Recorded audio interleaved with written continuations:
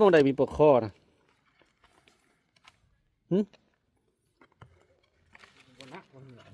รอหยอคนเดียวนี่เลยก็ขึ้นเธอคนเดียวนี่แหละ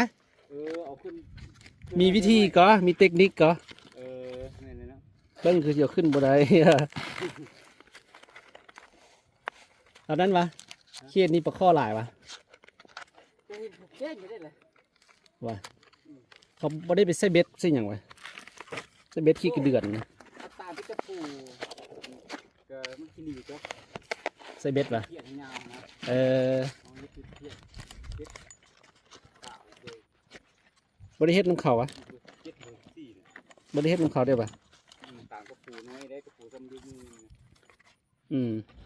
ลงโอ้กินดีรถเจนเจ็ดอีกครับ โอ้ปะไว้ข้ามคืนถึงติเออ เบอร์ใส่น้ำเลือดใส่น้ำเพียงขาท่านนี้นะ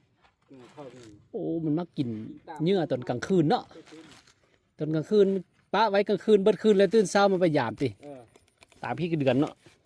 กระปูน้อย กระปูน้อยโอ้ ปูน้อยนะซ้ำเดียวมือนี่นะซ้ำโคตรสี่ซ้ำเดียวมือ ปูหาง่ายอยู่เนาะกระปูแถวนี้เนาะ เมื่อปะ เมื่อปะ เมื่อก็ ใส่เบ็ดได้แล้ววะแล้วเหรอ แล้ว โอ้ น่าจะใช่โมงก่อน ว่าโอเค